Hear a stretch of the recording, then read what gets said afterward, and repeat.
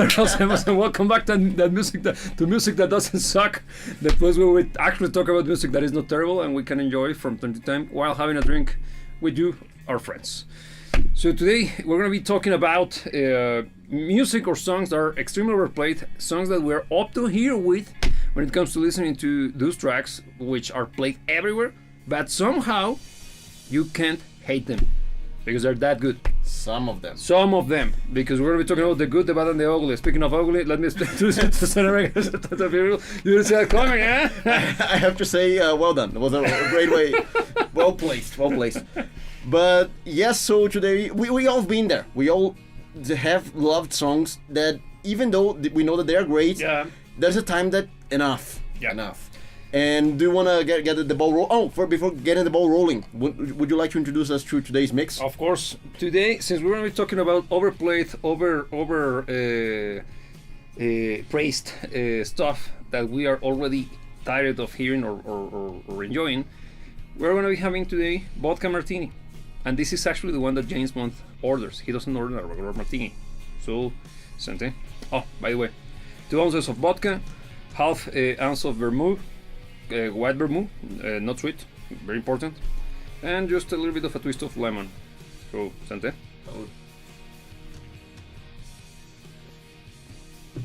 It is a classic for a reason. It is very good. Yeah. It is very good. It's quite alcoholic. It is. It's puro. It's just booze. It's just booze. There is nothing in between. No juice. No nothing. And there's a squeeze of lemon. A squeeze of lemon, but it's the peel. It's not juice. Yeah. And but you do the juice to add a little bit of the scent of the lemon. Yeah. And every time you sip it, you get a little bit of it. That acidity. Yeah, exactly. But very important, vodka should be inside of your freezer, not stored in your cava. Why? Because vodka, it's mostly alcohol, so it won't freeze, and that means that you can actually have just shots of vodka. Totally not being a complete alcoholic myself. You can actually have shots of vodka, basically frozen, because it's gonna go cooler than water, than ice. Yeah. Because it won't freeze. So yeah, even by its own, it's flavorful. Because funnily enough, vodka has no flavor. Yeah. And the better the vodka, allegedly, you would have a more flavor or less, because very bad vodka actually do have a flavor. Yeah, exactly. So that's how you know. Mm-hmm. And this drink, the vermouth, it's almost a cocktail in and of itself, and it adds a little bit of that floral kind of, you know what I mean, like tasteful thing to it, because you don't necessarily speaking taste the vermouth. But whatever. Enough of my love for booze. Let's talk about music that doesn't suck. Mm-hmm. First, let's define what could be considered an overplayed track. Mm-hmm. And we all know that it's Wonderwall, but what would be a much better definition, or why would make Wonderwall being an overplayed track? Look, Wonderwall, I don't know what happened with the phenomenon of Wonderwall. It was everywhere. It is okay. Go for it. It wasn't necessarily a bad song, but the thing is, for a point in time, I think it was like the mid 2010s, something like that. No, it's even before, man. It was during the. It was before. It was at the very end of the Bush administration, the beginning of Obama's. So 2006, something like that. Okay. When it became the massive annoyance that it is now. Yeah. It's not a bad song, mind you. Actually, it's a very well crafted song. It became the hit that it is for very good reasons. Look, I think Wonderwall is an interesting pick for the overplayed phenomenon, because I do think there's a reason for that one. Yes. I don't think it's just by chance. It's because it's an easy song to play on guitar. Yeah. And every mofo during that particular period, who grew up during the late 90s, early 2000s, as a kid, they have in their mind that if they play the track in front of chicks, they will be drowning in kitty cats. So Wrong.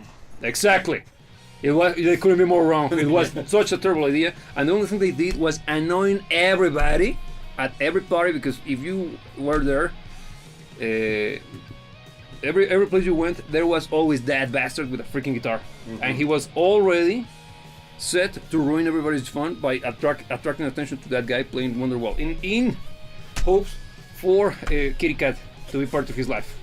Didn't happen. Never happened. Didn't happen. Actually, the only thing he got is annoyance. Annoying everybody. So yeah, that's the reason why the thing became such an annoyance. But it's not a bad song. Actually, it's a very well-crafted track. Yeah. It's successful, and the beauty of the track comes from the fact that it's easy to play on guitar. You can actually play the entire track acoustic and voice. Yeah. And it's catchy, it's memorable, it's well crafted. The whole composition is proper. There is order. It has even an emotional impact. Yeah. And it delivers. It delivers. So where would you place it then? I think on the range of good, bad, or ugly. It's one of the good ones, but it's ugly. Because it gets ugly when somebody plays it.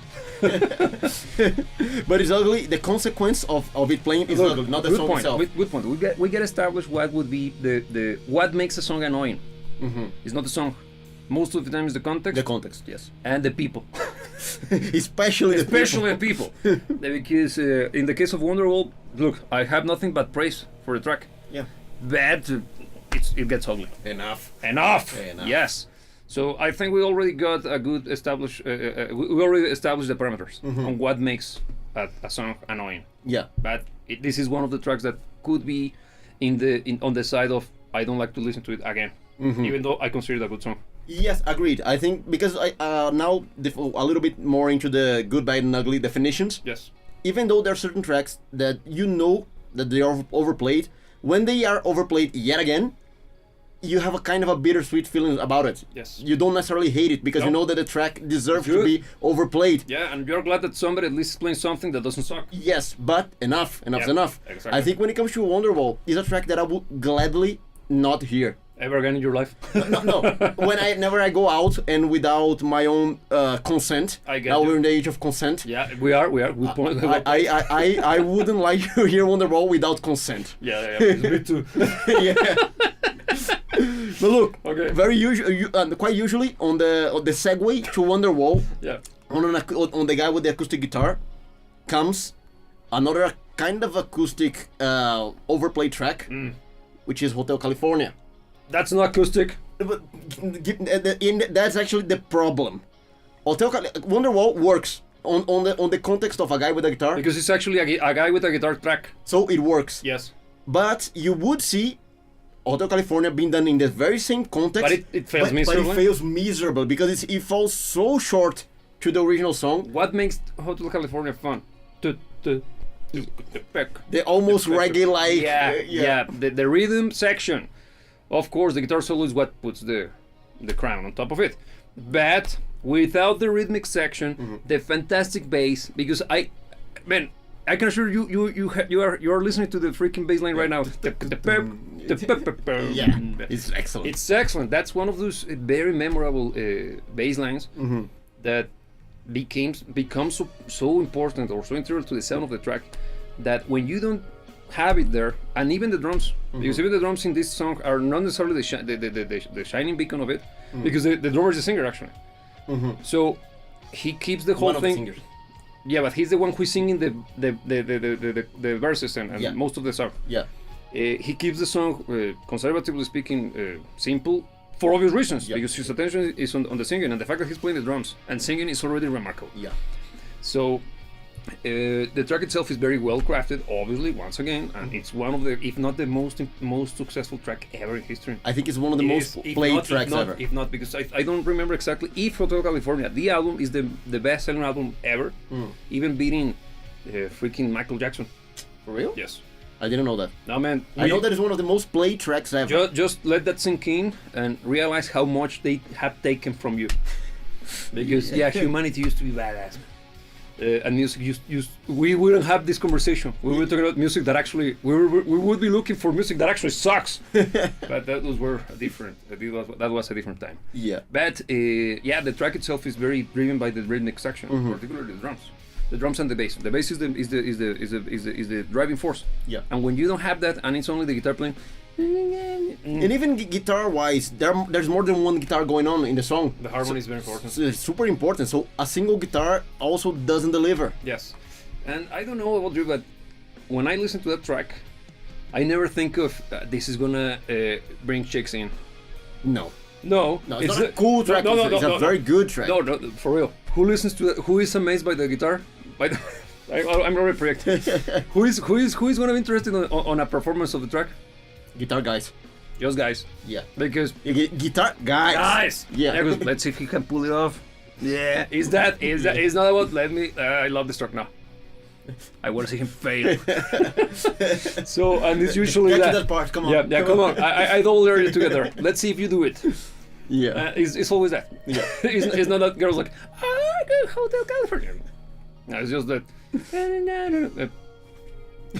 Let's see if he fails. It's that. It's always like that. But look, now coming to the good, bad, and ugly. Where would I put it? The song is excellent. No argument. It's good. No argument. It's on the good one because I never skip it. Even though I am beyond here, it's one of the songs that I have listened to probably the most in my life, if not the most played song ever in my lifetime. That one I'm freaking. Last Christmas. We'll get there. But without consent, obviously.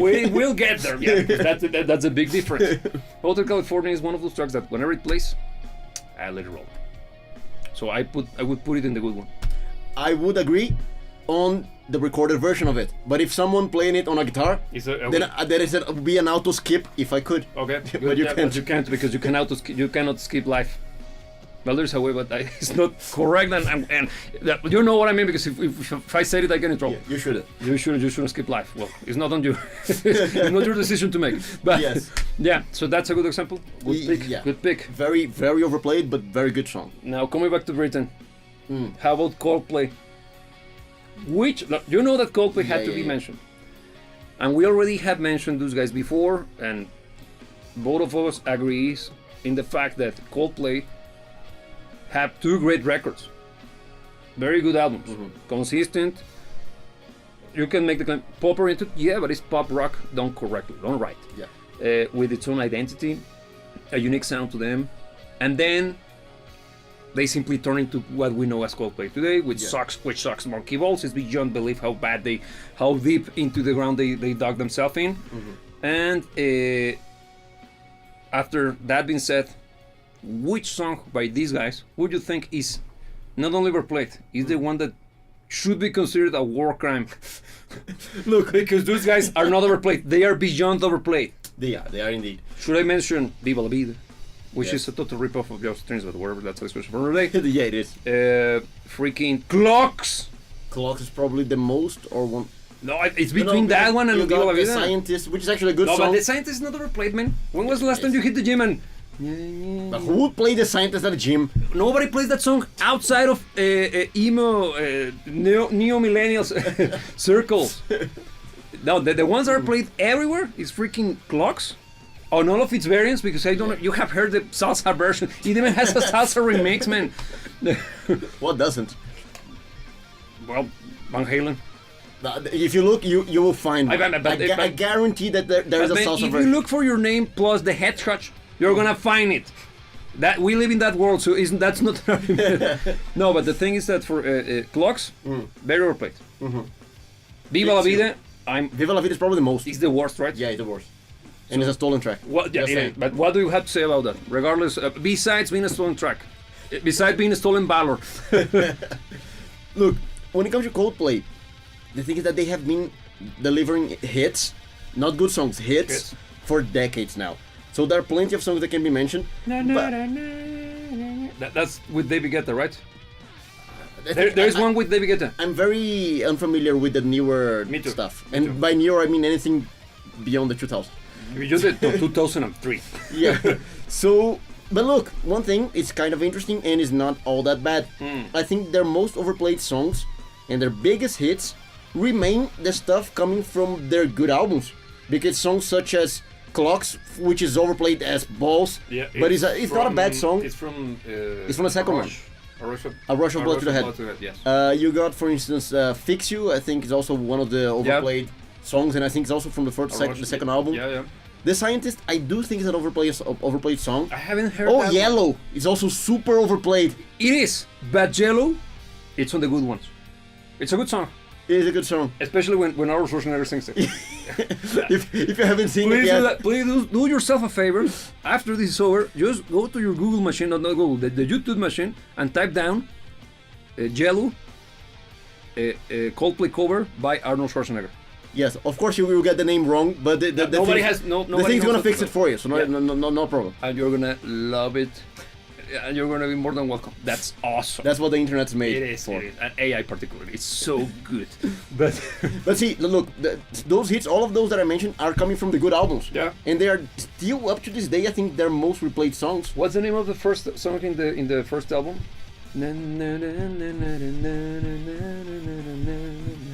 That's the verse. We Yes. live in a beautiful I That's a know, good song. I know which song you're talking about. I can't recall the name. And The opener for the album. It's the opener, and Yeah, it's yeah. also one of the singles.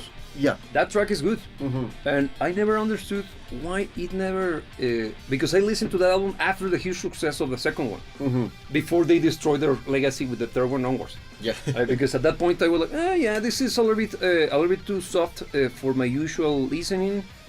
Bad. It's not bad. It's not bad. I enjoyed it. I actually liked it a lot. And it also helped that it was lended to me by a girl that I was yeah. So yeah, just so There you- were external interests. At yeah. play. So you can make the connections. But actually later on I realized that wait a second, this is not that bad. Yeah. So it's that plus memories. So not bad. But yeah. But clocks would be where ugly.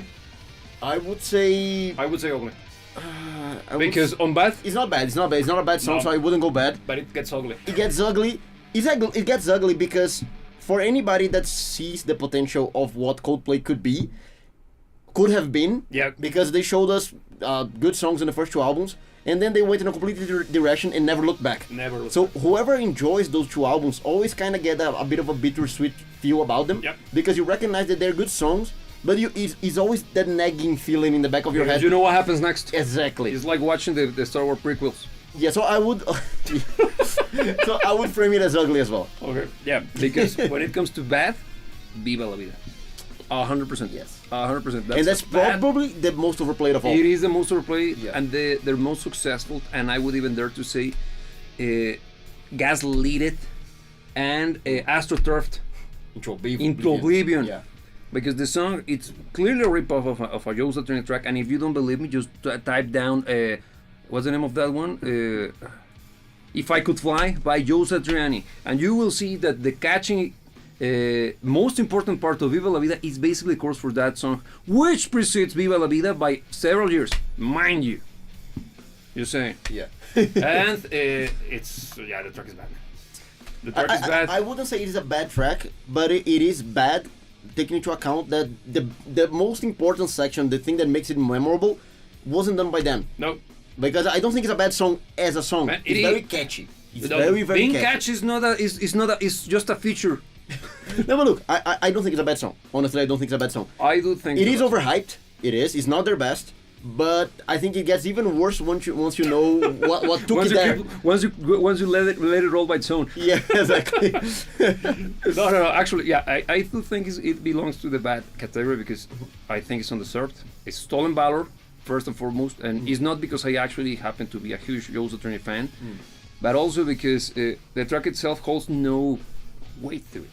And yeah, I know that it's the controversial take here, but I don't care because this is my show, it's my opinion, and well, it's up to you if you decide to take it salty or not. It's just we sharing our opinions, and you are all totally granted to share yours. Yeah. And if you're not here while we are exposing these ideas to defend yours, too late.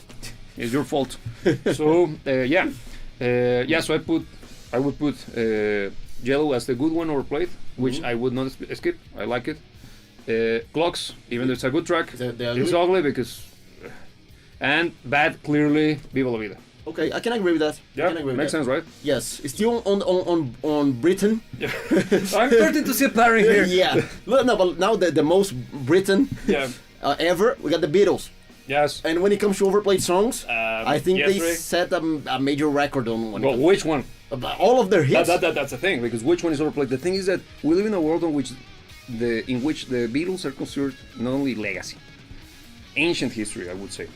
Because if you ask a Zoomer, and please Zoomers watching, let me know if I'm correct, because this is just an assumption. I think they know the Beatles because of the cultural relevancy, but not due to their music necessarily speaking. Don't know if I agree. because I think that especially the hits, and they have many, are still quite played in bars, in everywhere, Really? everywhere. Because you the go. only one that I know that it's played, and that might be my stupidly tiny bubble and totally not biased at all, it's only Hey Jude, because obviously, Yeah. and yesterday, but not live, but it's played. Mm-hmm. Which one would be another one? And that's it. Maybe Eleanor Rigby, but one of the butchered versions, never the original. I wouldn't even frame Eleanor Rigby as an overplayed song. We go to Sim Jim. You have heard a terrible remix of it there. Oh yes. So, No, but that's a remix. I'm talking about the song. That's why I said the butchered version, one of the many butchered versions of Eleanor Rigby. Because I think probably Hey Jude is their biggest, most overplayed song ever. It is. And I'd say it's probably one of the most overplayed songs ever because it it's has a boomer been track. and it has been overplayed for now 5 decades, 6. I don't know. Yeah, way too many to count. Yeah, because that's the issue, man. Because I don't like the Beatles. Huge respect. Give me my thank you. I have a huge respect, admiration, and nothing more than tipping my proverbial fedora. It's just a matter of opinion. It's just a matter of taste. But I think they are clearly the founding fathers of rock music for obvious reasons. Sorry, Elvis, because Elvis, you're the king of rock and roll, clearly. But the Beatles began as a pop act and then turned into the Beatles. And the Beatles is the ones that actually created what we do. Mm-hmm. And many of the things that we do in music outside of the rock sphere is influenced by them to a certain degree and to different levels of degree as well. But they are that influential and important. And I agree that they might be overplayed, but I don't think. Maybe it's because I live under a rock, but I listen to more Beyoncé. Oh yeah. But by orders of magnitude, man. Because even when they play, I'm gonna use once again the gym. But when they go rock and roll, it's always the millennial crap. I pretend to like rock and roll millennial edition starter pack. Well, like you're the Killers. It's usually that. It's never the good stuff from the. There's no classic rock, because when they attempt to play that's rock, it's always the usual. Aerosmith. It's always freaking Dream On, an overplayed track. We will get on that one. Let's finish off with the Beatles. But it's always those bands. It's always it's not even the bands. It's always those tracks. The hits, the big hits. But it's not even hits. It's those freaking songs. So when it comes to Beatles, I find them hard to, even though I know that they're overplayed everywhere, at least in my human experience, I haven't seen them being overplayed at all. Yeah, I think that the overplayed factor in Beatles kind of dwindled with time, but I still, for some tracks, especially Hey Jude, is still present. And Hey Jude has a very great justification for it, because the that thing is the most, the crowd pleaser of crowd pleasers. It developed the technique. Yeah. And I think it might be something of a cultural difference, man, because first of all, we're not from the same country, so that might be one of the actual differentials here. It's possible. It's very possible. But whatever. But when it comes to Beatles adjacent, George Harrison's the Christmas track. That's George. Oh yeah. That song's overplayed, man. It is. It's Especially in a very specific time of the year. Yeah, it's a very good track. Yeah. It's incredibly well crafted. He was the genius of the Beatles, in my opinion. I agree. Musical genius, and great track. It's a great track. It's beautifully orchestrated. The arrangement is fantastic. The vocal choir, the choir itself is fantastic. But I'm tired of it. Yeah, because now getting to that part of the year where. But let me make a distinction. The bells jingle and the jolly time begins. And the jolly time begins, and yes, I think it's kind of unfair. What? To attack those songs. Why? There are not that many for that period. And I know, before you say that you can jingle your bells and all of that, yeah. Look, yeah, we got the classics, but those are even traditional. Those are not classic Christmas music. Those are traditional Christmas songs. Yes. If that makes sense to you. in here, because if I were to attack Last Christmas, or All I Want for Christmas Is You, Which you should. yeah, but why?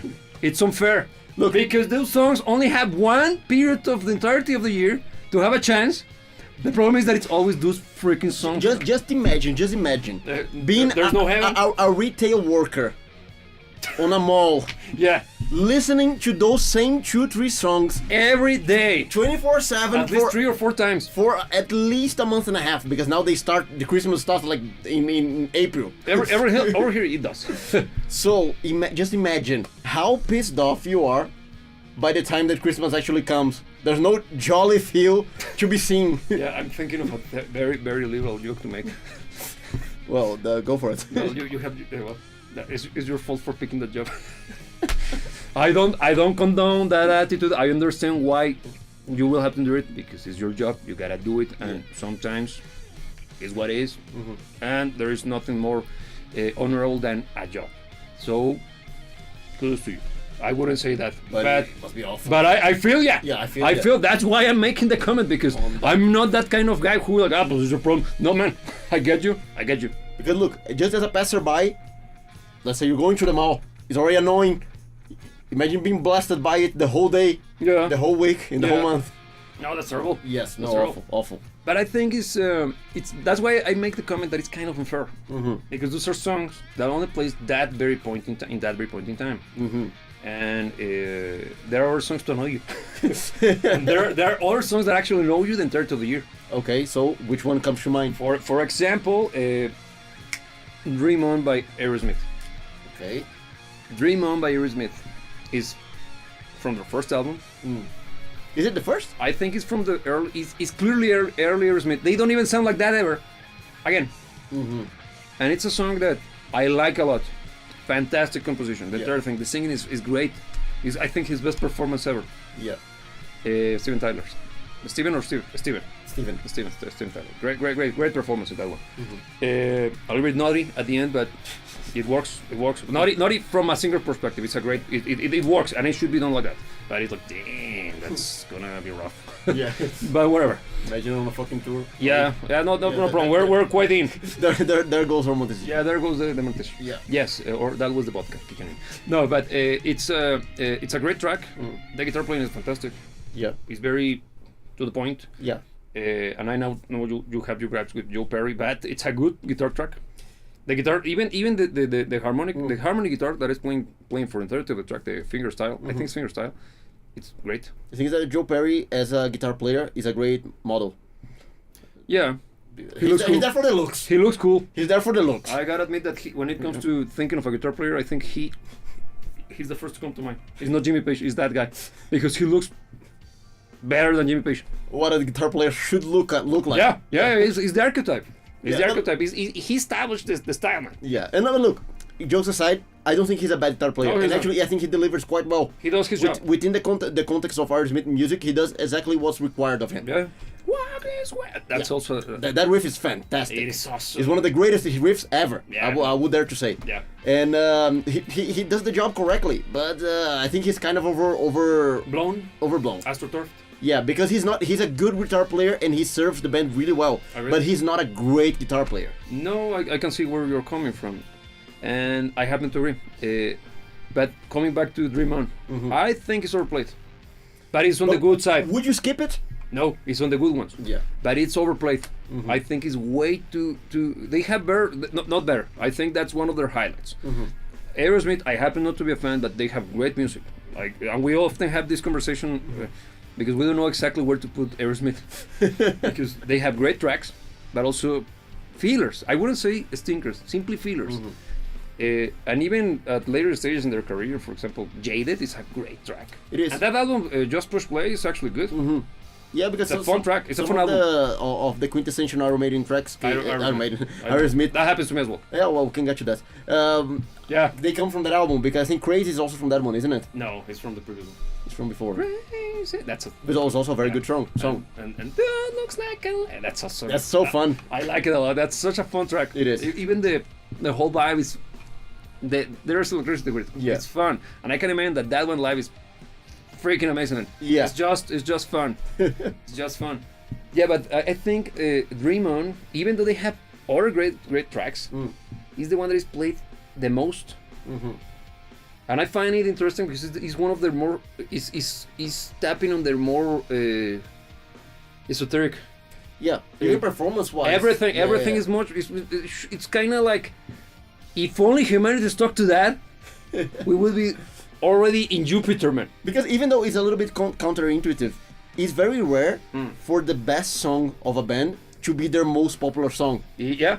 And it is counterintuitive because you would imagine that if it's their best, it should be the most popular, but it never happens like that. I agree, because usually the best is the one that they put. No, it's not the one that they put the most effort on, but it's usually the track that is the one that hits them harder, and that, not necessarily speaking, will translate with everybody. So the appeal, the mass appeal for a track like that tends to be lower than something that is designed to be a little bit more approachable, like an introduction to the band. Yes. And in this case, this is them going full on serious. Yeah. Full on. This is art. It is the most popular. And it's the most. It's that. That's why, like, no. It's a rare phenomenon. It is a rare phenomenon because you don't have those that often, man. Yeah. Now that, I think both of us agree that this belongs to the good. To the good. Agreed. Yeah. Yes. You mentioned probably as a Freudian slip, Iron Maiden. Yes. I love Iron Maiden with my heart. Huge Iron Maiden fan. But damn, I'm tired of listening to freaking Fear of the Dark. Or the Trooper. I think the Trooper is worse on that regard. No, I don't know because also freaking what's it in? Wasted Years. No, Wasted Years is no. Wasted Years. No, Wasted Years. Great track. Years, yes. Yeah, but but those two Run to the Hills. And the freaking number of the beats. Number of the beats, maybe, but Run to the Hills is not as popular as the Trooper. Well, for every 3 times the Trooper plays, you might get one of Run to the Hills. Yeah. The thing is that Run to the Hills is so glorious. Yeah. But look, everything that is overplayed by Iron Maiden is a non-skip. It has to be on the good. Actually, when it comes to the, and again, be careful. One of the biggest fanboys for the band. I even happen to like some of the stuff from Factor X, okay? I can't listen to the Trooper, man. For real? The Trooper and Fear of the Dark, I have to skip them. But they're such a good songs. I know. I know that they're overplayed, but they're great. No, but it's one of those songs that I actually skip, man. The same happens to, we'll come to that, the Sweet Shallow Mine. Oh, yes. I can't listen to the tracks for real, and I know that no, they deserve my respect, my attention, because those are great pieces of music. But I can't, particularly Fear of the Dark, even more than which is a superior track. It's such a good song. It's better than the Trooper. Yeah. This is not a matter of contest. Yeah, but I can't. I simply cannot. Of course, we're talking about something extremely personal. Yeah, this is me. You're wrong. You're wrong. I'm not expecting my opinion to be praised. I'm just my name is Adam Grant, and yeah, it's kind of like the confession. We're already going into the tangent. I feel like that about Sweet Shadow Man. On that one, I can agree. Yeah, but we'll get to that one. Yeah. Let's finish up with Iron Maiden. Yes. Why don't you agree with me? I know I'm wrong. I'm just looking for redemption.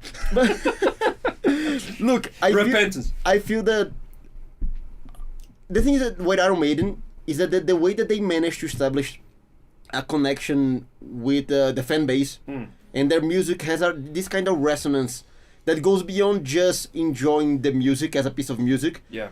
I think even though as a piece of music they are clearly overplayed, since Iron Maiden as a band they found a way to kind of install that feeling on you every single time that an Iron Maiden track plays.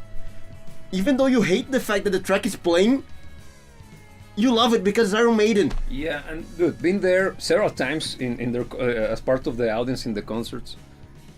Whenever the lights goes off and then, well, do you... Damn! The reaction is numb, man. And the whole thing goes electric, man. Then the... Oh, shit. And then Bruce begins singing, damn! And everybody's waiting for so good! That's good. Yeah. But the thing is that the only enjoyment I get out of those tracks is from the live version. I'm being there, not even listening to a live track. I gotta be there as part of the audience. The thing is, I think you're kind of dead inside. And I am. No, I am dead in every aspect in my life. Minus my narrations, by the way. And you don't get that feeling when listening to the songs as well. Of course, it is maximized by orders of magnitude. There is no way to live, compare them. Maybe but- that's the reason I'm spoiled. because That of might life. be, yes, it might be. Because for real, for those of you who have happened to have the chance to be there, you know what I mean. Something magical happens. The Number of the Beast is a moment in time when they play it live. And Fear of the Dark as well. Yes, but I think it's bigger with The Number of the Beast. Because those three songs are like the sacred cows. It's like cows. Like it's like Batman, Wonder Woman, and Superman. The three songs have such a special place, and they, whenever they happen, the entire concert kind of stops, and now it becomes that moment. Man. Yeah. When they play the ta-ra-ka-ta-ka-ta-ta-ta, when the song begins, something truly happens, man. The entirety of the audience changes, and even the band knows that there is an energy, and it's gonna sound like a hippy dippy stuff, but get me, just trust me, bro. Something truly happens, and the connection that takes place between the band and the audience is magical. Man. It's a beautiful moment. It's powerful. And since the song has that upbeat energy, and it's like a cathartic moment. Yeah. The same happens with Fear of the Dark. Those super memorable sections, man. The track, actually, the crowd sings the freaking guitar, man. Yeah. That's already like lame, but damn. Not lame. Let people have fun. No. But it's like, well, yeah. But actually, that song and those guitar lines, I agree. Those are proper. But when they sing along YYC, man, by Rush, that's lame. Yeah, I have to agree. That's kind of lame. Rush doesn't have overplayed songs, does it? Rush is Rush even played? That's a question. To be overplayed, you gotta be played first. You gotta be popular first. No, but yeah, because Rush doesn't have any track that is that closer to heart. Could be the most. Tom Sawyer is probably the most. Tom Sawyer is a little bit overplayed, in my opinion. And it's a track that I never listened to. The thing is that Tom Sawyer is overplayed within a niche, a very specific niche. Yeah, but it's that niche, and, Yeah. within that niche, I'm up to here with Tom Sawyer because that's a track that I always skip. Yep. It's not that I don't like it, but the thing is How that dare you. why would I be listening to Tom Sawyer when I can be listening to Limelight?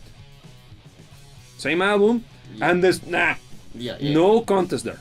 Yeah, I do have to agree. Even though I like Tom Sawyer, I think it's a good track. It's a great single, But Rush has a lot of better music way than better, that. Yes. way Agreed. better. And so yeah. But coming back to stuff that is actually overplayed. but Yeah, that's not- actually, something that is actually popular. So Iron Maiden, that would be my hot take. I disagree. Why? Because you're wrong. Obviously. Because you're dumb. No, That's a fact, man. Everybody knows. no. Look, the thing is that I think there's a measure of how overplayed versus how good. That if there's some form of balance, you can listen to the track without skipping it. Yes. If the overplayed factor is way higher than the quality of the song, of course this balance is what leads you to skip the song because enough. Agreed. I do think that even though the overplayed factor is extremely high, the quality factor is also extremely high. So I would put those as matched, not as unbalanced.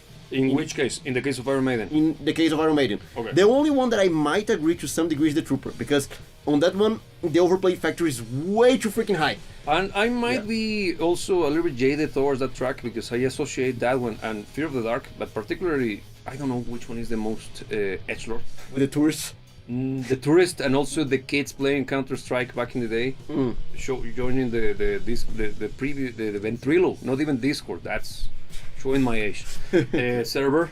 And instead of saying, hey guys, how is it going? And loud as F, not giving a damn, like, and I can clearly see the teenager showing off that he discovered Iron Maiden. Like, lame. Nobody. First, are you aware that nobody here knows what you're playing?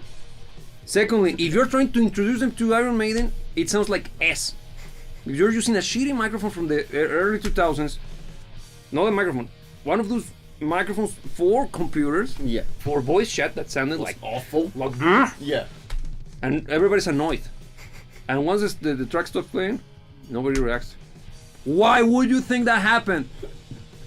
Wherever. Let me continue. Okay, so look, I already gonna take us outside of Iron Maiden. I think it has run its course. Yeah. But you already made a mention that I think is worth diving into. Guns N' Roses. Yes. And Guns N' Roses, I think as Iron Maiden, usually their hits are great songs. So on that scale that we're trying to Fantastic. portray, they are gonna deliver on the quality side of things. As I foreshadowed, I can't listen to Sweet Child O' Mine. I can't either. Why? I don't know. Because look, I think Great riff, one of the best guitar things ever. Guitar things. No, but it's because it's not. Is it melody? Is it a riff? Is it harmony? The introduction alone. because it's a little It's bit of everything. It's everything. Yeah, it's everything, yeah. and it does itself. It does what it's meant to do, which is being badass perfectly. It's one of the most important guitar pieces, already to your warning, ever written in history. Changed my mind, and I'm not joking. Why? The influence that that particular section, the introduction to Sweet Child O' Mine, has had and will forever have on music and guitar playing cannot be ignored. And I think you get what I'm saying. Yes. Why?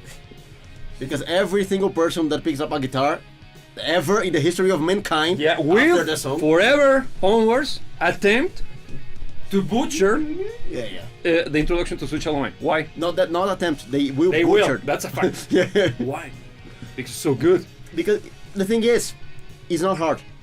That thing is not hard. No, but it's tricky enough for it to develop, for people to push themselves, to do something outside of playing punk. Man, yeah, playing power chords is not playing guitar. Look, I totally attack like an entire team. yeah, you just lost half of the Half of the potential. potential, Yeah. yeah, but we're- I think Sweet Child O' Mine is the guitar equivalent to Everlong for the drummers. Is the first How freaking dare you? is the first. I know what you mean, but Look, it's the first landmark that's extremely attainable, I agree but it is good enough to show to people that don't know that you're not that bad. that you're not that bad. Agreed. And I think it's even more in the case of Sweet Child O' Mine. Because it sounds great. The thing, no, wait. Sweet Child O' Mine, totally not my own experience. You managed to pull off the introduction. Now play the solo. Because introduction, nah man. And again, Slash is a great guitar player, super important, influential, blah blah blah. You know. Yeah. But when it comes to technical proficiency, he's average at best. At points, he's good, but he's nothing to call home. You know the other half of the others, you already lost it. I know, but I'm being frank. And as somebody said, often attributed to John Lennon, I don't know exactly if he was the one who said it, but being honest doesn't leave you with many friends, just with the right ones. Okay? Or no. Or no friends whatsoever, which is the answer. But no. Things that Slash is a great guitar player, fantastic, very important. One of you saw what I just did when we introduced the track, this track to the conversation. Yeah. But he's not when they are in a world where Steve Vai, Joe Satriani, Petrucci, freaking Eddie Van Halen, all of the great, amazing guitar players. Slash, technically speaking, from a proficiency perspective, is mid. And at points, good, but nothing extraordinary. But his genius doesn't lie on the skills on the guitar. It's in the skills in the composition and the utilization of the instrument to produce those beautiful moments in music. Yeah. And even though I am kind of sounding like I'm trashing on him from a technical perspective, his guitar solos are not necessarily easy. No. And if you manage to pull off the introduction to Sweet Child O' Mine, nobody's gonna be amazed. Like, okay, play the solo. Now the solo. Yeah, because you're good. You're okay. You did the first part. Yeah. Do the finish it. Because you're already in good graces. Bat. If you don't deliver. You still need to practice. Keep practicing. That's the thing. And I don't think the same happens with Everlong. I know what you mean. Because Everlong, even though Foo Fighters has many things to be said about him, Everlong's a good track and it's not played enough. Because it's overshadowed when it comes to Foo Fighters stuff. Yeah. They have way more AstroTurf stuff that They do. totally doesn't deserve the spot they got, and I don't care if you don't agree with me. But coming back to Guns N' Roses, we will take we will take on Foo Fighters. Look, Guns N' Roses has more than one hit, and it has Several. plenty. It has a few of quite overplayed songs. November Rain. I think the only one that I would skip is Sweet Child of Mine. Me too. Because November Rain, for instance, is extremely overplayed, but I think would be sacrilegious Agreed. to skip November Rain. You never skip November Rain. Yeah. But look, actually, it just made me realize something. The most remarkable and the most important, quote unquote, moment of November Rain comes closer to the end of the track. The final guitar solo. It's the final guitar solo. Agreed. The most important, most remarkable moment of Sweet Child of Mine The beginning. is the very beginning of the song. Good point. That's probably why you would skip it. Because by the very first second of the song, Good point. you You're already had enough. Yeah, you're like, this is awesome enough. Yeah. No, but the thing that Sweet Child of Mine is such a great track. It is. The thing is that whenever you hear it, enough. Yeah, because you're probably it's because you associate it with the kid sucking at guitar, It might play a role as well. or the kid trying to impress other kids. Yeah. Look. And look, November Rain, guitar-wise, in my opinion, is more impressive It is. than Sweet Child of Mine, and is not considered a guitar track the same way that Sweet Child of Mine is. How about Paradise City, where the girls are green? Where the girls are green. And the grass is pretty. Yeah. It's a badass song. It's But I think it's a non-skipper because it's It a is. kind of short and sweet song. Yeah, because, "Take me down." Yeah. As soon as the guitar Yeah. begins playing, like, yes. Yes. Yeah. I don't even know if it's that short, but it feels short. It feels short. It feels but it's short. not short. It's 4 minutes something. Yeah, but it's such like, a, yeah. Yeah. As soon as the guitar, dang, ring, like, Yeah. I like the chorus. Yeah, because it's a fun song. It's a very fun And song. you know that this is it's just that. Like Welcome to the Jungle as well. It's also overplayed. Yeah, but I prefer. I know that Welcome to the Jungle is a way better song than Paradise City. That's a fact. But if I have the chance to skip one, it's Welcome to the Jungle. For real? Yeah, because I don't know. Because I know that Welcome to the Jungle is more my alley. Yeah, it's a better song. No, and also it's more. Yeah. Yeah. But I don't know why Paradise City is so stupid. It's one of those songs like. It's a fun, no bullshit, honest to God. Yeah, it's just honest to God, don't thought in red blooded. Yeah, it's one of those songs like. Yeah. I don't know why. This is more on a matter of perspective. And, I wouldn't skip it. I wouldn't skip it. yeah, Definitely. but if I were forced to do it, Paradise City. Because look, now rather than skipping it, let's say you are at some place, Paradise City place. Oh, it's man. The direction is It's always positive. it's fun and it's Yeah, fun. yeah. The entire everybody like yeah, where the girls are green. Yeah, and that doesn't happen with Welcome to the Jungle. Probably it's because I'm tired of shitty cover bands trying to look badass, Never works. butchering Welcome to the Jungle. I actually have seen once. Only once. Someone, I have no, never no, seen someone doing it correctly. I have never seen somebody even pulling it off. Yeah, because first, it's not a complex track. It's something that every band can The play it. The difficult part is being Yeah. the rock and roll, man. Delivering that is not easy. No, man. The song can be played, but delivering. And probably that's the reason why I skip it. I will skip it because it's not. I don't consider it to be overplayed. It's way too popular. I agree. But in a world where you consider Sweet Child of Mine being overplayed, man, Welcome to the Jungle doesn't hold a candle. Look, now we are kinda leaning towards the end, so I think it's time for us to get some of the big chungus out of our Let's sleeves. finish off with Foo Fighters. No, in I- a bright note. I still have one that's probably the Go. most, and we Go. haven't even touched it yet. Oh, Bohemian Rhapsody. oh yeah, Look, yeah. I know that you have your takes on the matter, so let me go first. Go. Before you piss off the audience. Yes. Before we lose whatever is left. Yeah, which is not much. No. After my terrible takes, go. Look, Bohemian Rhapsody, I think is the classic that it is for a reason. Okay? I agree. It is a very good song. It delivers on many regards. I agree. It's a complex song. It's a very well crafted song Yeah. that delivers many emotions, Yeah. There's emotional load. Yes. and it's one of the few instances that I can think of a song that is complex at a structure level. That Is it actually really? it is. At Why? at a structural level that reaches the overplayed status, because usually overplayed stuff would be on the simpler side of the aisle. Let me put it this way. Do you consider the song being overplayed from start to finish, or just the first section? Just saying, because usually, when certain Galileo section happens, the song fades out, and there it was Queen with Bohemian Rhapsody. Just saying. Look, Because I don't know not that many people are aware with the banger that is Bohemian Rhapsody. the end of it. It's half of it. It's not the end. It's half. Look, I don't know what kind of heretic places you've been going to. That skip the song whenever it reaches the middle. But from my personal experience, of its common villainy. yeah, from my personal experience, once it begins, it ends. Yes.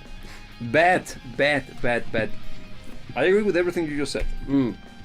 Bad. We gotta just make the admission that when it comes to Bohemian Rhapsody, the vast majority of people only knows the first half. I can go along with it. Yes, Why do you think that is the case? because people kind of lose interest when it gets to the Galileo. For good reasons. It's I ridiculous. don't think it's a bad section. It's man. It's extremely well crafted, beautiful executed. The vocal arrangement is top notch, and you know that I happen to be a sucker for harmony. That's a huge display of prowess and understanding harmony. Yes. Great musicianship, and great harmonic structure and harmonic development. But it belongs nowhere in that part. It has nothing to do with the song. It adds nothing other than annoying people and making you feel that why didn't you go straight to the, because it has no place. And it's not like what happens with Echoes by Pink Floyd, on which there is a particularly extremely questionable section as well, highly questionable, and it's not a matter of debate. In that track in particular, it makes sense. It drags for way too long. I can accept that, but it makes sense. There is a delivery, there is an intent behind it. Don't you think it happens on Bohemian Rhapsody? No, it doesn't, because even though it's a way better mid section by all orders of magnitude, it's a way better piece of musical stuff. No, it's because it's not necessarily a piece. It's a musical section. Yeah. It's a great piece of musical stuff. Again, I'm not using that as a derogatory term. It's simply that it begins, but it doesn't finish. It doesn't necessarily speaking has a sense of a structure by its own. You see that it begins, and if they had developed a song based on that section, I wouldn't have my gripe with it. My problem is that you got this beautiful, and this is coming from a prog rocker, okay? I'm not afraid of changes, but it feels abrupt. It feels like, me too. I can do it as well, because like, Jess is badass. Let's try something like that. And they did it in their way. And it clearly shows that they did their best. It's all condescending. But look, I feel that I can agree to a point. Yes. I don't think it feels 100% out of place. And I think that the transition in between sections, it has very clearly defined three sections, the song. The intro, which everybody know, the badass ending, hard hitting, very rock and roll. That all of those millennials that watch Wayne's World know, Yeah. but they don't know that it's Queen. Ah, for real? Man, we're talking about the Funko Pop generation. We belong to that generation, just saying. Yes, but I'm not proud of it. It's one of the shit stains in my life. But I continue. One of many. One of many. Yeah. I feel that the transition leading into the end is better than the transition going into the midsection. Agreed. Yeah. Yeah, they build up. Yeah. Yes. They build up, and that's why I think that they got inspired by the prog rock acts of the era. Because when was this song released? 79? Before the 80s, right? Or early 80s? I think it was early 80s. Might be wrong. But it's not the sort. It's not. It's closer to the wall, not closer to Animals than it is to the wall. I think. I think so. Yes. I think you're right. Yes. So by that point, my prog rock was badass, and Queen is prog adjacent, if not prog related. Yeah. because they have plenty of prog elements in their music, and I respect that a lot. Yeah, usually not on the most famous tracks. No, exactly. Except for this one. For this one, this is the one that went mainstream because the first section is beautiful. It's a fantastic piece of music. That's music because the thing is that it begins and ends. There is a form to it, and the midsection would be a badass introduction to anything, and it shows because the delivery and how it takes you for me. Oh, that's so good. That's excellent. I think that the ramp up that leads into the final section is excellent. That's why I don't agree 100% because of that. My problem is not the section itself. It's how we get to it. It's that it makes no sense in that piece. That's where my problem lies, because I never question and see how much time I spent just praising that particular section as a musical piece. Yeah. As a musical stuff. Musical stuff. Again, not derogatory. It's because it lacks form. It clearly shows signs that it is developed. It's there. It's an introduction. But if you extrapolate it and take it out of or separate it from the rest of the track, you see that. And look, I feel that you have such strong feelings towards it from a composer perspective. Yeah. Because, and I will agree with that. Since you mentioned, and I agree, the first section of the song begins and ends. So since the next section, the Galileo, feels like an intro, it's kind of weird you having an intro in the middle of the song after a section that that's actually common. That's not outside of the realm of composition. Classical music has plenty of those examples. Prog rock is filled with it. Yeah.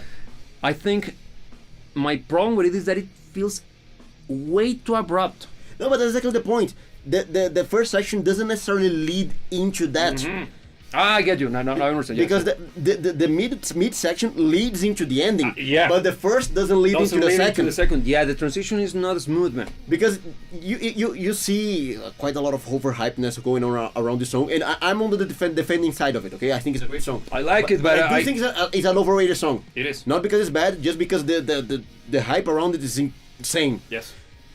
And I see a lot of people using it as a reference for the best song ever made. Yeah. And look, I think it's a great song, but I do see that there is an issue there on leading the first section into the next one. Whenever I see somebody commenting such a thing, normie.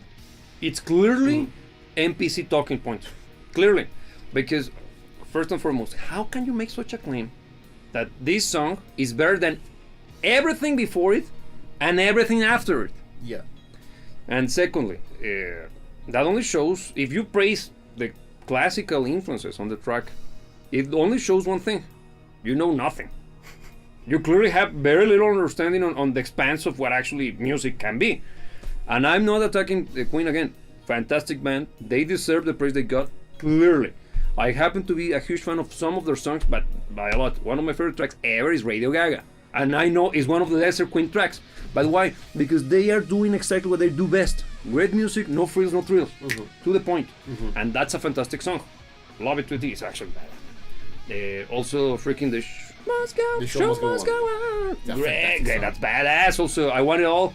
Yeah. And I Want It Now. That's badass. Even freaking We Will Rock You, which is overplayed to the... The thing I think the best songs by Queen are the ones that capitalize the best with this out of her Mercury. Because that's what they do. Yes. The thing about moving you to feel They deliver, and I think the songs that use that the best are their best songs by definition. But even Bohemian Rhapsody does it, because you got the introduction, beautiful ballad, and they are great at that as well. And I actually happen to like what. And my problem with the track is not even the track itself; is the particular section in the middle that you didn't know how to connect both sections in a way that. Because I don't know if I wasn't there, and I would have loved to be there to tell them, don't do it! Do it differently! How? It was your problem, it's not my song, but put a little more effort in it. And I know they put all the effort of the world. I'm not saying that they were slackers, no. The thing is that probably their vision was obscured by what they wanted to. This is just conjecture, okay? And it's opinion as everything. So it's not that, again, I gotta say this, it's not a personal attack. I'm not hating on Queen, not hating on their fans, not attacking the prowess or the quality of their music and how good they were and are as musicians. No, none of that. None of that. I'm not considering myself better than them. It's simply an opinion, but the fact that we're on the internet, I gotta make that clear. Yeah. I'm simply saying that it could have been better. And my concern with the track is that they did so many things not right, excellently well, Yeah. throughout the entirety of the track, that when that section happens, like, you will have the meme, right?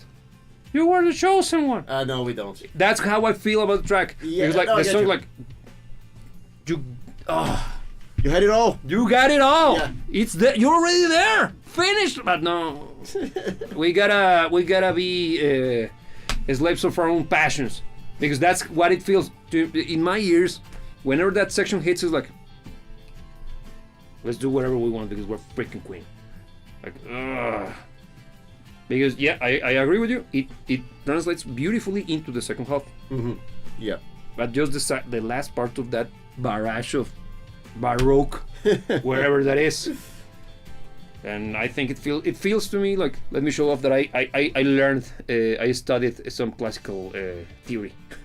Yeah, even though I can agree that it feels a little bit out of place, especially the way that the first section leads into the second, I don't think that the section itself is out of place. I think there was a little bit of connection there that was kind of missing, but I don't think this section as a section was out of place. No. And I think that the song is 99% there. Agreed. That's my 99% gripe, there. because it's beautiful. Even the arrangement, that section alone, is fantastically crafted. I have praised it so many times already. Because if you look at it from a theoretical perspective, nothing's wrong. Yeah. Everything makes sense. The arrangement, the progression, the everything is beautiful. The melody itself is fun. Even the Galileo that I make fun of, it's not that I make fun of. Why? It's just why. I simply cannot see why you do it, and that's the reason why I always skip that everybody skips that section. Not everybody, but on radio, I don't. the radio edit doesn't have that section. What's Why? wrong? Of course, I don't happen to condone radio edits unless we're talking about Porcupine and Time Flies. But that one, it happens because I'm kind of sure that people didn't resonate with it that greatly back in the day, and maybe it's because we have to look at it from. We have to understand that we're looking at it from this perspective. Yeah. By the time that album was released, Queen was still establishing themselves as Queen. They were already, They had a name for themselves. but they weren't Queen. Yeah, the Because massive entity. what we know of Yeah. Queen is after those albums, man. Yeah, that's the It's like the opera, and I Yeah. think it's their biggest Is there- success. but it was then. Before that, they were part of the good bands from that era. And then they went. After that is where you see Freddie rocking the yellow leather jacket. And that's what we see now. Yeah. That's the perspective that we got from this point in time. But back then they weren't like that. They were they were getting there. It was a matter of time for them to reach that apotheosis. And look, I agree with that, and I actually see that as a reason for respect of what they were trying to do with Bohemian Rhapsody. I respect the daring attitude. Exactly, I think they were doing their own stuff. Yeah. For the good and for the bad. And I even though I am a big fan of Queen, I do consider myself a big fan of Queen, I won't defend the entirety of their catalog. They have plenty of stinkers as well. And we don't need to go there. Bicycle Ride is a Horrid. song. Amongst all of the songs of the world, that's one of them. It should have been taken to the Nuremberg trials. But look, I feel that bands that end up having plenty of stinkers, in some cases, that comes out of being bands that are daring to do something Agree. different. Agree. And I do think that Queen falls into that category. So even the fact that they have stinkers is something that I not necessarily praise but respect. Yeah, because even think of Crazy Little Thing called Love. Totally ripping off Elvis Presley, but Witherspoon. It's a badass track, and it sounds like Elvis Presley. No, It's not a ripoff, it's an homage. it's an homage. It does sound like an homage because you know that this could have been an Elvis Presley track, but it doesn't sound like an Elvis Presley track, and that's badass. And it's hard to pull off. So respect for Queen, not offended. Damn, there we go. So in a summary, I what think would be the most overplayed track in your opinion before we go? look, now since Bohemian Rhapsody would be my pick, but since that's already gone, Where would you put it? me personally would put it in good. Me too. Because it's not a skip for me, No, at least. Me neither. I like it. But it's my finger's almost there. Yeah. Honestly. On my, even though I happen to be on the opposite side of the spectrum, I never question Yeah. skipping it. I even consider skipping it. Because you know that the last section is excellent. I have to endure. I know that it's expecting me to endure through the bullshit. That the final delivery is fantastic. The payoff is great. It is. So I it's not a badass track. I simply have my opinions, and you know that we spent almost 15 minutes trying to defend my case. So yeah, that will be your take. I also think it belongs to the good. Yeah. Now, in general, a summary, what will be your best for today's overplayed track? Okay. Okay, I'm gonna pick my favorite track out of all of the ones that were mentioned today. Okay, let me see. We went through just a quick recap. Hotel California. Oh no, before that we was Wonderwall. Wonderwall. That's not the one. Hotel California. Coldplay, definitely not Coldplay. What else did we cover? Last Christmas. Guns N' Roses. Guns N' Roses. Iron Maiden. There's some And potential Queen. there. And Queen. And Queen. Tough pick. Weirdly enough, even though I am a bigger fan of Queen, for instance, than I am of the one that I'm gonna pick, Yeah. I think my pick for favorite overplayed but great song is gonna be Hotel California.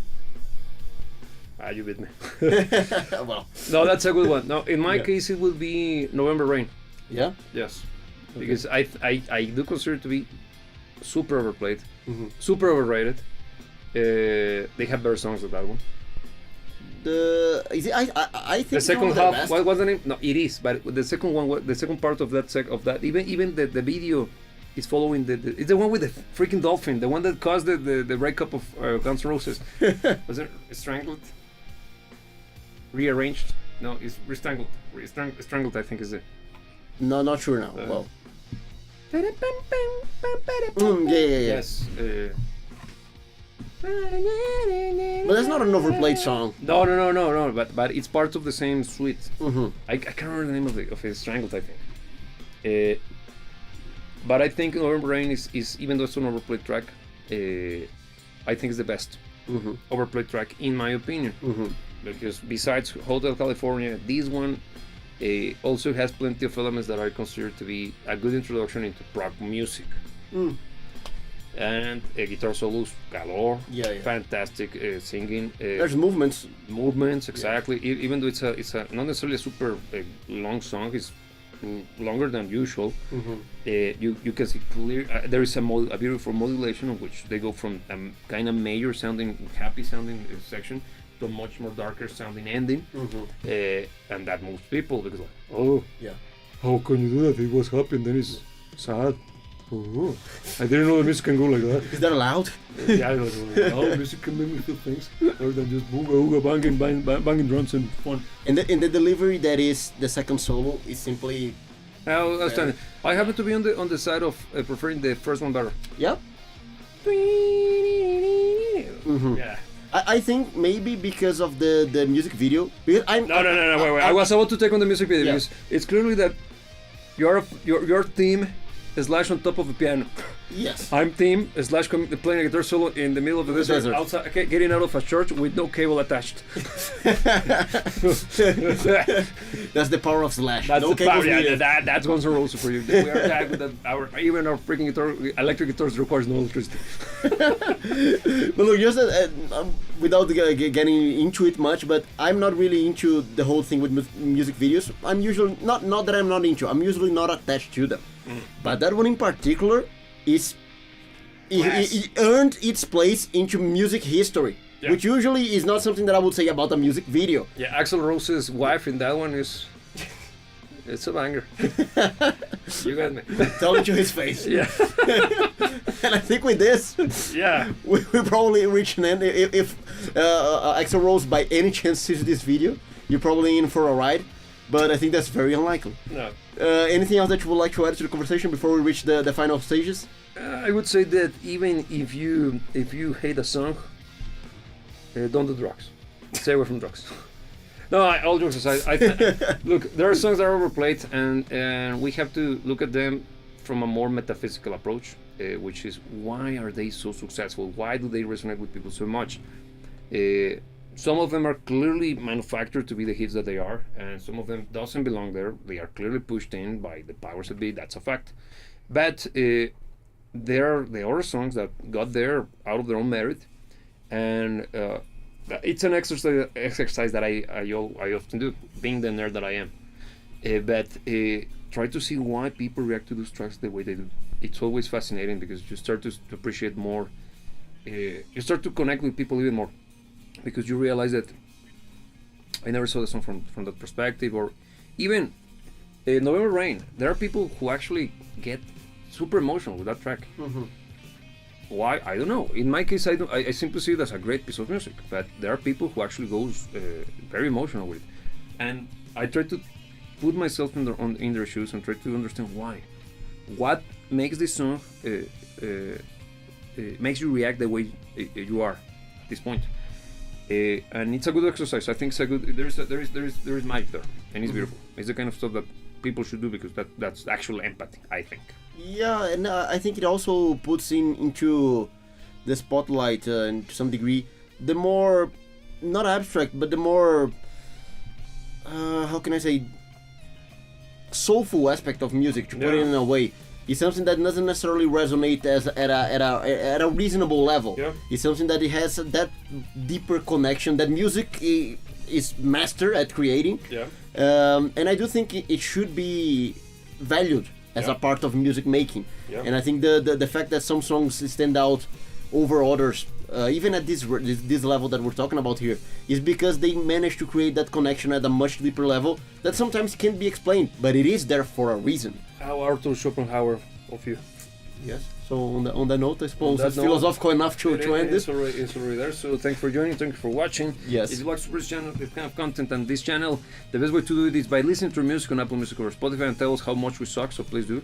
And also you can give a look at our Instagram and X, where you can get in touch with us on a much more personal basis. Look how good the placement is. I mean, it's fantastic. We finally nailed it. So with that being said, the only thing left to be reminded is that you should never let anybody tell you what to dream about. And remember that we'll see you when we see you.